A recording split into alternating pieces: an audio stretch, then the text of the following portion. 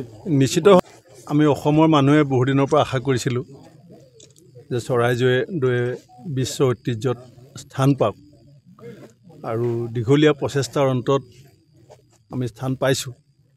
কিন্তু আপোনালোকে সকলোৱে দেখিছে যে বিশ্ব ঐতিহ্যৰ হোৱাৰ সমান্তৰালভাৱে এতিয়া বিশ্বৰ বিভিন্ন প্ৰান্তৰ পৰা টুৰিষ্টসকলে পৰ্যটকসকলে ইয়াত স্থান টুকুৰা চাবলৈ আহিব।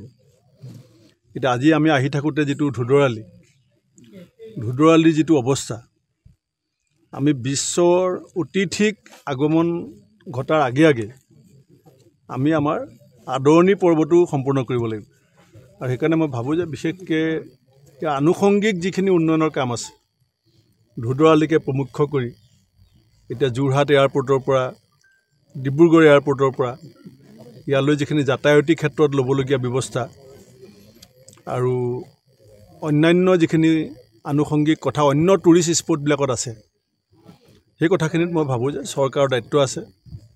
আৰু আমিও অসম কংগ্ৰেছৰ ফালৰ পৰা সিদ্ধান্ত লৈছোঁ যে গোটেই দেশত যিমানবিলাক আমাৰ প্ৰদেশ কংগ্ৰেছ কমিটি আছে, আমাৰ সাংসদসকল আছে, আমাৰ বিদেশত বসবাস কৰা ভাৰতীয় নাগৰিকসকলক একত্ৰিত কৰিবৰ কাৰণে আমাৰ এটা অভাৰচিজ সংগঠন আছে। সকলোলৈকে আমি দুইজনেও চিঠি লিখিম, দেৱব্ৰত শইকীয়া ডাঙৰীয়া আৰু মই, যাতে আমাৰ অসমৰ ঐতিহ্য বুৰঞ্জী পুৰাতাত্ত্বিক সমলখিনি অধ্যয়ন কৰিবৰ কাৰণে, চাবৰ কাৰণে দেশ আৰু বিদেশৰ পৰ্যটকসকল যাতে আহিবৰ কাৰণে কিছু হ'লেও তেওঁলোকক ইনফৰমেশ্যন আমিও আমাৰ ভূমিকে দিবলৈ চেষ্টা কৰিম। আৰু লগতে মই এই কথাও নিশ্চয় ক'ব লাগিব যে 2014 চনত তেতিয়া আমাৰ চৰকাৰ থাকোঁতে তৰুণ গগৈ ডাঙৰীয়াৰ নেতৃত্বত যি 50 কোটি টকা দিয়া হৈছিলে, সেইখিনি কি হ'ল কি নাই আমি ভালকৈ কোনো নাজানো।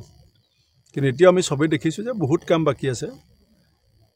পৰ্যটকসকল আহি পেলাই আৰু যিটো এটা পৰিৱেশ ইয়াত পোৱাটো আমি সকলোৱে আশা কৰোঁ, সেই পৰিৱেশটো নিৰ্মাণ কৰিবৰ কাৰণে চৰকাৰে তৎকালীনভাৱে যাতে ব্যৱস্থা লয়, তাৰ কাৰণে আমাৰ সাংসদসকলৰ দায়িত্ব আছে।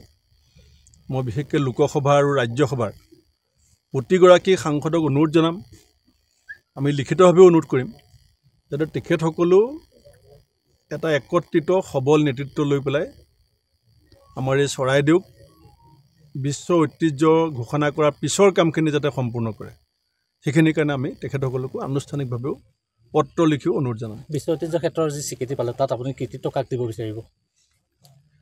চাওক, প্ৰথম কৃতিত্বটো আপুনি দিব লাগিব সেই সময়ৰ আহোম ৰাজত্বৰ যিটো তেখেতসকলৰ পৰম্পৰা আৰু এনেকুৱা শক্তিশালী বিজ্ঞানসন্মত পৰম্পৰা যে আজিৰ পৰা কেইশ বছৰ আগতে ষ্ট্ৰাকচাৰটোৰ ওপৰত মাটি দি থোৱাৰ পাছতো আজিও অক্ষুণ্ণ আছে।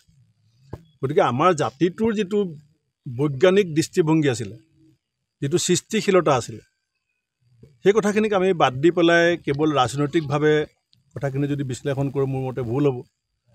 আৰু ইতিমধ্যে আমাৰ বিৰোধী দলৰ প্ৰতি তথ্য সহকাৰে সংবাদ মাধ্যমত কৈছে যে তৰুণ গগৈ ডাঙৰীয়া, সৰ্বানন্দ সোণোৱাল ডাঙৰীয়া আৰু বৰ্তমানৰ মুখ্যমন্ত্ৰীগৰাকী তেখেতসকলৰ এটা ধাৰাবাহিক প্ৰচেষ্টা এই ক্ষেত্ৰটোত যে আছে, সেইটোতো আমি সকলোৱে কৈছোঁ। শেহতীয়াকৈ আৰু এটা কথা চৰ্চা চলিছে যে বিশ্ব ঐতিহ্য ক্ষেত্ৰৰ যি স্বীকৃতি পালে চৰাইদেউ মৈদামে, ইয়াত কিন্তু সীমা নিৰ্ধাৰণ এতিয়ালৈকে হোৱা নাই। দুয়োখন জিলাৰ মাজত এটা বিতৰ্কৰ সূচনা হৈ আছে, শিৱসাগৰ আৰু চৰাইদেউ জিলাৰ মাজত। এই ক্ষেত্ৰত আপুনি কিবা ক'ব নেকি চৰকাৰৰ প্ৰতি? আমাৰ অসমত বহুত তেনেকুৱা যিখিনি আমাৰ মূল ঠাই, মাধৱদেৱৰ জন্মস্থানৰ কথা কওক, এনেকুৱা আছে বিতৰ্ক। কিন্তু মই ভাবোঁ যে সেইটো বৰ ডাঙৰ কথা নহয়। আমাৰ স্থানীয় জিলাখনৰ যিসকল নেতৃস্থানীয় ব্যক্তি আছে, তেখেতসকলে গঠনমূলক চিন্তা চৰ্চা আৰু আলোচনাৰ মাজেদি চৰকাৰক যদি এটা সুস্থিৰ পৰামৰ্শ দিব পাৰে, চৰকাৰে নিশ্চয় এইটো বিবেচনা কৰিব। মই আজি আমাৰ ইয়াৰ স্থানীয় বিধায়ক তথা আমাৰ দলৰ নেতা দেৱব্ৰত শইকীয়া ডাঙৰীয়াকো কথা পাতিছোঁ। মই ভাবোঁ যে তেখেতকো যদি আস্থাত লয়, তেখেতৰ সৈতে কথা পাতি মই যিখিনি বুজিছোঁ যে এই সমস্যাটোৰ সমাধান আছে। গতিকে নিৰ্বাচিত প্ৰতিনিধি হিচাপে আৰু ৰাইজ যিসকল আগশাৰীৰ সচেতন ৰাইজ, তেখেতসকল একেলগে বহিলে সমাধান ওলাব। শেহতীয়াকৈ যিহেতু আমি জানিব পাৰিছোঁ কাইলৈৰ পৰা যিহেতু চৰকাৰী চিকিৎসালয়সমূহত মাচুল বৃদ্ধি হ'ব, পঞ্জীয়ন মাচুল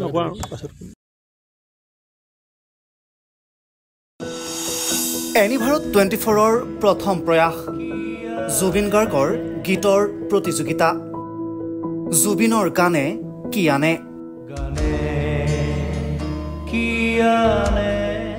অডিশ্যনৰ বাবে যোগাযোগ কৰক 8638661821 আৰু 8812831556 নম্বৰত।